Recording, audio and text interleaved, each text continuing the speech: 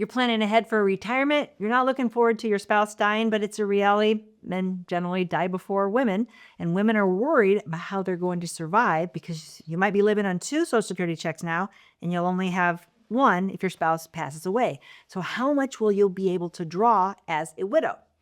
So we'll start right here. And let's say that your spouse died and wasn't drawing his benefits yet. He was trying to wait to max his out, and he unfortunately died before he ever drew any Social Security. So you will be able to draw based on the amount he was eligible to draw had he reached his full retirement age. Then that's adjusted based on your retirement age when you decided to draw for a widow benefit. So if what he was eligible to draw at his full retirement age would have been $3,000, and you wanted to draw early, a widow can draw as early as 60, 50 if you're a disabled widow. So if you draw at 60, you would get about 71.5% of his 3,000. You're like, well, I want the 3,000. How do I get 100% of that? Then you would have to wait till you are at your full retirement age. It's typically around 67 right now, right? It's based on the year you were born. So if you don't draw at 62, if you defer for those almost 7 years and give up those payments every month for 7 years, you can draw 100%. You would be able to draw $3,000. And this is all adjusted for inflation, right? There's cost of living adjustments most years, not always. So that is if your spouse did not file for benefit, did not draw any Social Security before he passed away. Now, let's say down here, he was drawing Social Security before he passed away. And this is gender neutral, so don't panic if you're the man of. So he did file for benefits, and he filed at his full retirement age. So he got 100% of his amount. You're eligible to get what he was drawing at his time of death. Okay? So if he drew at his full retirement age, he was getting 100% of what he was eligible for. You are eligible to get the same amount. Again, you still have to wait till your full retirement age. Now, let's say he drew early.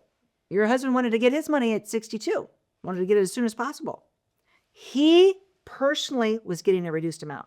He personally agreed to 30% reduction a month. So if he dies, drawing Social Security, that reduction does carry over to you because you can only get up to 100% of what he was drawing, and he drew a reduced amount. So that the fact that he drew early does kind of hurt you. Flip side of that is he didn't draw early. He didn't draw at his full retirement age. He waited and maxed it out at 70. And I've talked to a lot of men that said, I'm going to wait because I want to beef up how much my wife can draw in retirement. She's probably going to live a lot longer than me. Everybody in her family lives to their 90s. So I'm going to work, not draw until 70, sometimes work till 70, or at least not draw till 70. So he would get delayed retirement credits. He worked past his full retirement age. The government gives you a big carrot to work past your full retirement age. They say for every year you wait to draw your Social Security past your full retirement age, we'll give you an 8% guaranteed return. Okay, that's pretty good. People like that. Some people take that carrot. So in this scenario, your husband waited till he was 70 to draw his Social Security. He got 124% for his Social Security, his primary benefit, versus taking it at his full retirement age, which would have been 100% of his benefit. How much you get is still always going to be based on your age. So if I want to switch over to my widow benefit and I'm at my full retirement age, I can always get 100% of what he was drawing at his time of death. So my first scenario, he drew early. I got a reduced amount. In this scenario, he drew later. He drew and he got the biggest amount. So for me to get 100% of what he was drawing at his time of death, I have to wait till my full retirement age. But you might say, I don't want to wait till 67. I'm 60 and I need the money now. I'm 60 and I don't know if I'll even live to break even. There's break-even calculators. You can go figure that out. You're like, I don't know if I'm going to make it to 82. There's no right answer. There's no right time when to retire. Just because you get more by delaying it doesn't necessarily, in the end, that you made more because you gave up payments for all those years, right? And inflation eats away at the dollar, so money's worth more today than it is later. So no matter how much you guys want me to simplify this and say, what's the best time to draw as a widow? There's no best time. Everybody's best time will be different based on how badly you want the money. You don't need it, but you want it because you're nervous about all the changes in Social Security.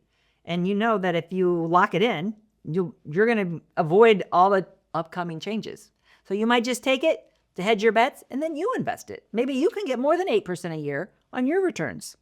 And there's some people that they really know that they don't have good genes or they're not healthy currently. And they don't know how likely it is that they would live to break even by delaying for a higher benefit.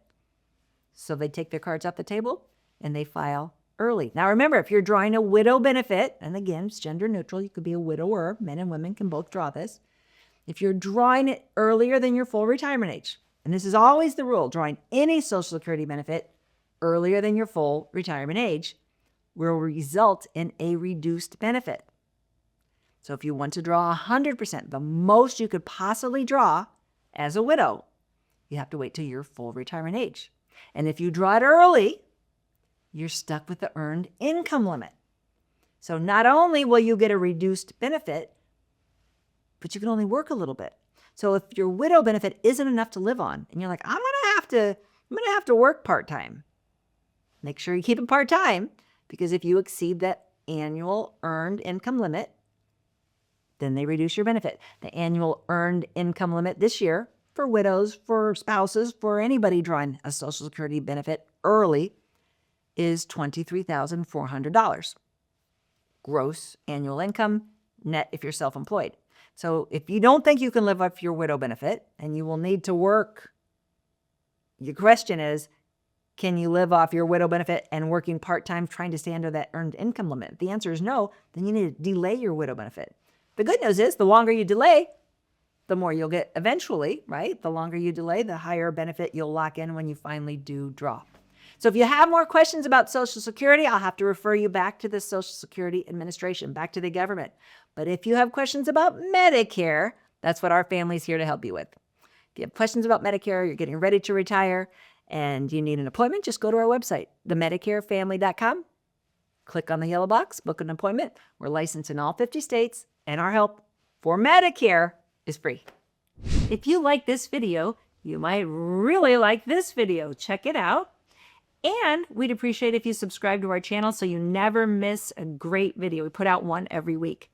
Check in the description below this video for a link to our cheat sheet on Social Security and Medicare. And you can also give us a comment if you have a specific question. Always feel free to call us or email us at the Medicare Family.